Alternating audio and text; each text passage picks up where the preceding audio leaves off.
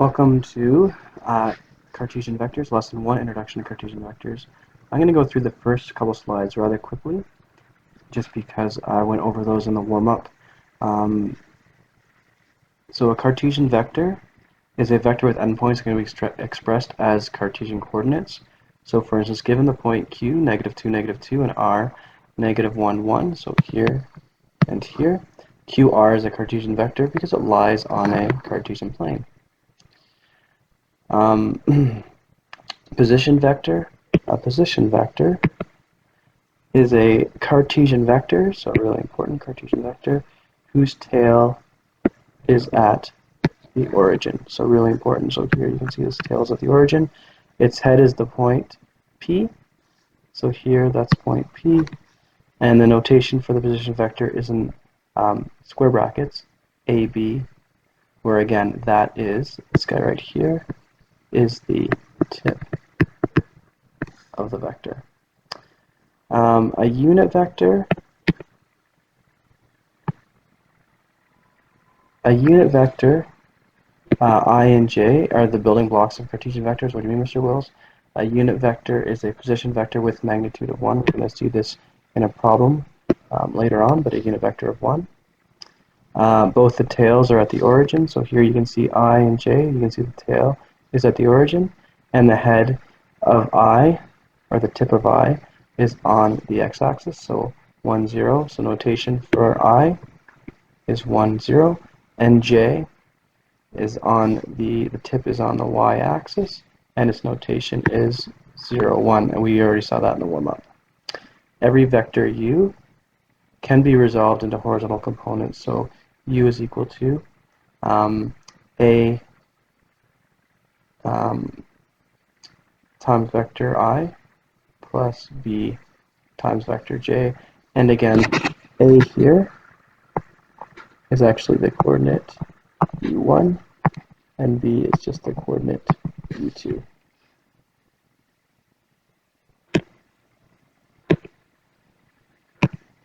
The magnitude of the vector, or position vector, is just here from Pythagorean theorem, as already discussed. Again, magnitude of V is V1 squared plus V2 squared, all square rooted. Adding vectors, you just add the first coordinates of each and the second coordinates of each, and you get your adding two vectors. Pretty straightforward. A scalar, if I have k times vector u, that's just ku1 plus ku2. The Cartesian vector between 2 points, again, very similar to the slope pattern. If I give you two Cartesian vectors, I can just do x1 minus, or x2 minus x1, comma, y2 minus y1, and this will always give us, again, this guy right here. This is a position vector. Its magnitude, again, is just from, as before, grade 10 math. That's just the distance formula. A geometric vector can be written in Cartesian form using this. Again, we just stole this from last unit. So V is equal to the magnitude of V cos of theta, magnitude of V sine of theta. Again, this is the horizontal component, that's the vertical component. So again, horizontal component, vertical component, just like x and y, where theta, this is really important, theta is the angle V makes with the positive x-axis, and is always counterclockwise. So if I had an angle here, this would be my theta, because we're always starting from the 0 axis, the positive x-axis, and again, going counterclockwise. If I did go clockwise, like this, then my angle would be negative. I had a negative angle theta. We'll see this in the last example. Alright, let's do a few examples. So here's example 1. It says given vectors A and B, determine each of the following. Express A in terms of a horizontal and vertical component.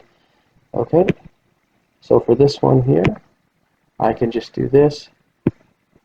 Vector A is equal to the horizontal component, which is just going to be the first coordinate, 5, 0. For the horizontal component, always the second coordinate is always 0, plus the vertical component, the first coordinate is always 0, and then -7. There we go. Again, this is the horizontal. This is the vertical component right there. Express B in terms of I and j again. I, vector I, is the unit vector, 1, 0. Vector j is the unit vector, 0, 1, horizontal, vertical. So vector B, I'm just going to take the first coordinate, 2. So 2, vector I, second coordinate is 3, so plus 3, vector j. Again, notice how the 2 here corresponds with the 1 where the coordinate is first, and the 3 corresponds where the 1 is second of the coordinate. Continuing on, here I want 3 times vector A, so here I would do, for question C, I'd have this. I have 3 times the unit vector A, so 5, negative 7. So really we're just using distributive properties like we did in grade 9. So 3 times that, 3 times that. So my position vector would now be 15, negative 21. A plus B. So I'm just going to add the coordinates again. A1 plus B1, comma, A2 plus B2. So here I'd have this vector, so A plus B is equal to, add the first coordinate, so 5 plus 2, comma, negative 7 plus 3. So I just add up the first coordinates here, the second coordinates here, of A and B, so I'm going to have here 7, negative 4. For E, I'll do a different color just so I don't get mixed up here. E looks like this. I'm going to have 2 times the vector A, so 5, negative 7, minus 5, and I'm going to have 2, 3. So what am I going to do? I'm going to distribute these in first, so that times that, that times that, that times that, that times that. So I'm going to get here 10, negative 14, and then minus, so I'm going to keep the minus here, so the minus will stay, and here I'm just going to multiply the 5 in, so it's going to be 10 and 15. And so what I'm going to do is actually subtract these two. So I'm going to take the first coordinates, so subtract from 10 minus 10, comma, negative 14, minus 15. So I'm going to get here a vector of 0, negative 29. Okay. F. F asks for the magnitude of A minus B. So I need a little more space here. Hopefully I can remember what A and B are. So I'll do it down here. And let's go with green. So F asks for this. Magnitude of A minus B. So this is going to be, let's do the magnitude of, we're going to subtract the first unit, the first coordinates first. So it's going to be 5 minus 2, comma. Next one is negative, let me just go over here, so I'm right. Negative 7 minus 3. Negative 7 minus 3. We'll have the magnitude of that, but let's actually figure that vector first. So it's going to be here. 3, negative 10.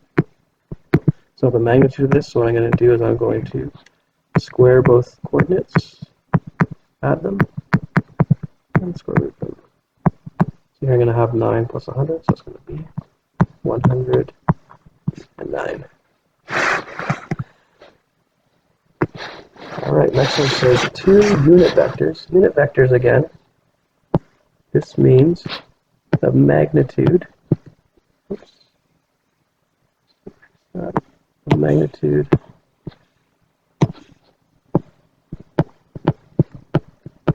equals 1. So I want 2 unit vectors who are collinear with vector A. So a unit vector is actually, if I want a unit vector of vector A, this will always be equal to 1 over the magnitude of A times vector A. Why, Mr. Wills? Because 1 over A, if I multiply the magnitude of this times the magnitude of this, it'll just give me 1. The reciprocal of anything times itself is just 1, so I'm using that fact to do this. So what do I need here first? What I need is the magnitude of A. So the magnitude of A, oops,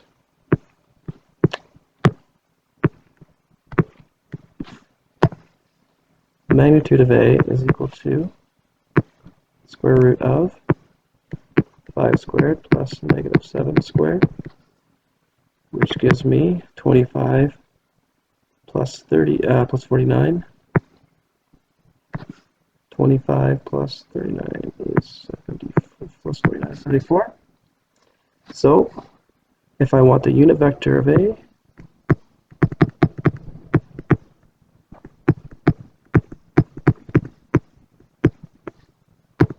this must be 1 over square root of 74 times my vector, which is 5, negative 7.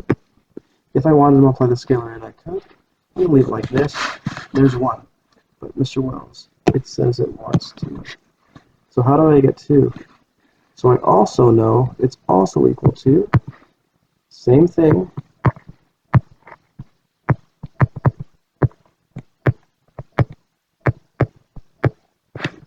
but collinear with, so that means this is going in the same direction, so to make it go in the opposite direction, I just put a negative there. So my two answers are right here.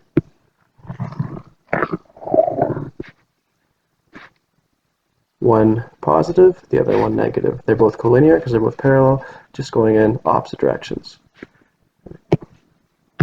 All right. Next question says find the coordinates of the magnitude of vector AB, where A is that, B is that. All right, here we go. So I want vector AB as a position vector.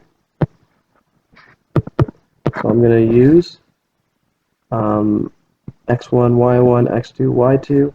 So again, just like the slope, so it's going to be 7 minus 1, 2 minus 3. So here's my vector AB. It's going to be 6, negative 1. So the magnitude of AB